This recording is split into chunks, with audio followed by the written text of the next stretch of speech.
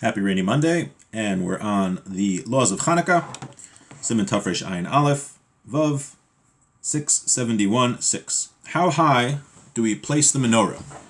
So if you remember from yesterday, when we light the menorah in Israel, we place it outside by the door, and when we light it in outside of Israel in the United States, we light the menorah in a window facing a public thoroughfare, if we have one.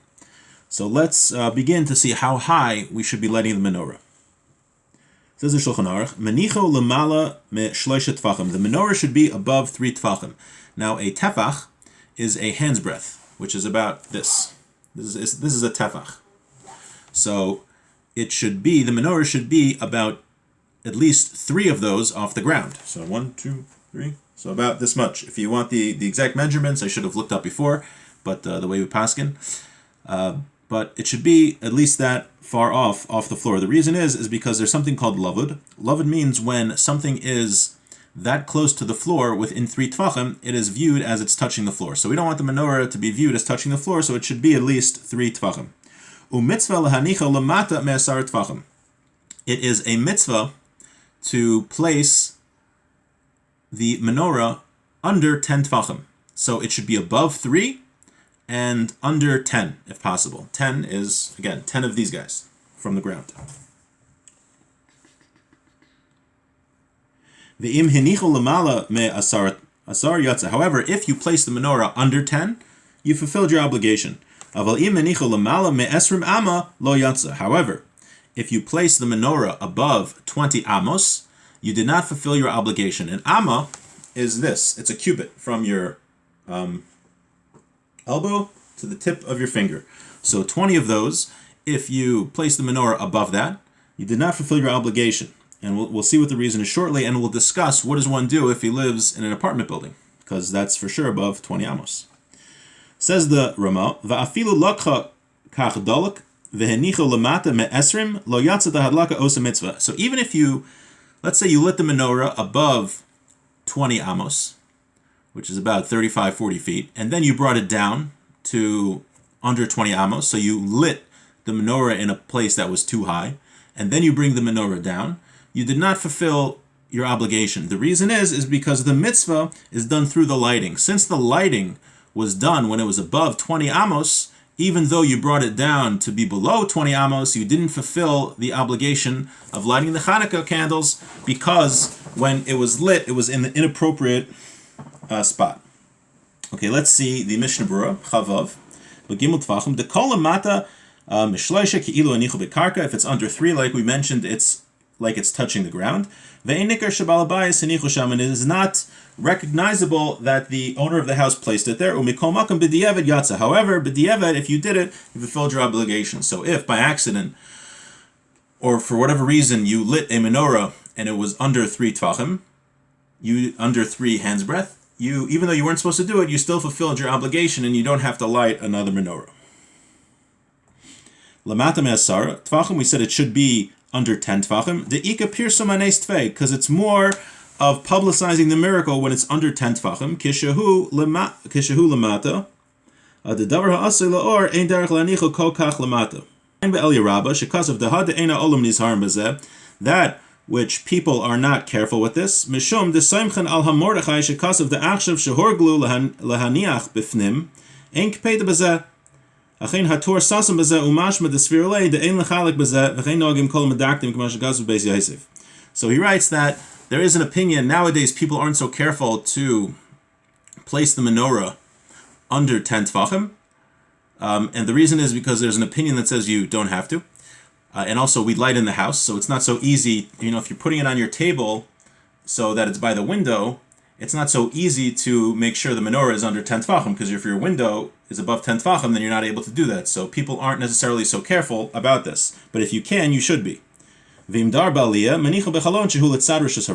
live on an upper floor, you should put it in a window that is facing the public thoroughfare. Even if the window is above 10 tvachim from the floor, from the floor. So if you live in a upper level And even if the window, you should put it by your window, the menorah, and even if the window is above 10 tfachim, that's fine. V'im yesh lo shtei chalonos. Let's say you have two windows. Echad lamala me'asar tfachim ve'echad lamata me'asar tfachim. One is above 10 tfachim and one is below 10 tfachim. Vada yenichana bechalon shehi lamata me'asar tfachim. You should for sure put it in the window which is lower than 10 tfachim.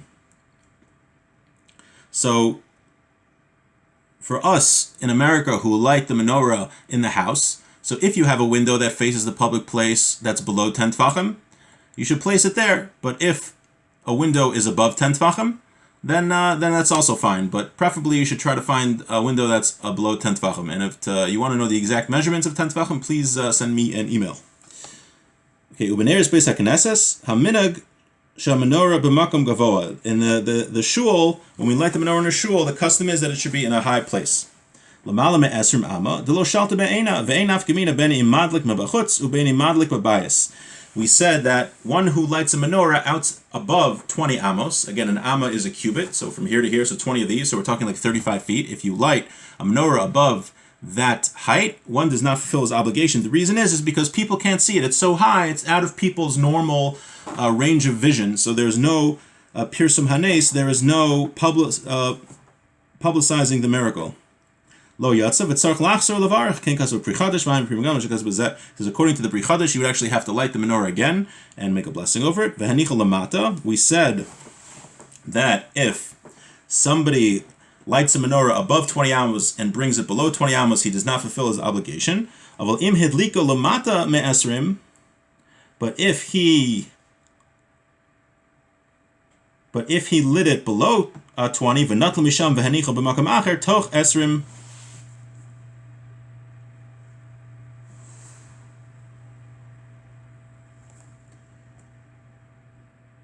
Yatsa the hahavi adlaka b'makoma d'shnei makomos ksherim.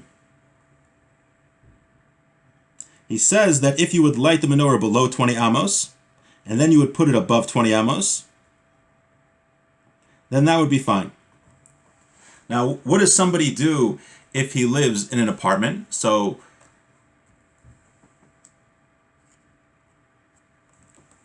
right, because if you live in an apartment, you might live on an upper floor, and you live above 20 amos, right? If you put the menorah in your window, that's way too high. So what one should do is that they should put the menorah next to their door outside, like they do in Israel, where we're going to learn exactly how to do that, but you have the menorah outside of your door, so you put it outside of your apartment entrance, not the building, but the entrance to your apartment. And if you're not able to do that, then you could light the menorah just on a regular table in your house.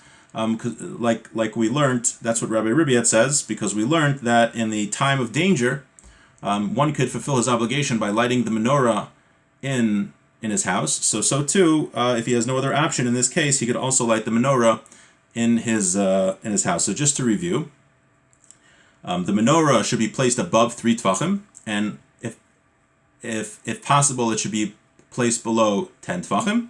If one lights a menorah above 20 amos, he does not fulfill his obligation. However, if someone lives in an apartment building, so what he should do, because if he lives above 20 amos, he should light the menorah outside of his door, his apartment door, and if he can't do that, he should light on a table in the house.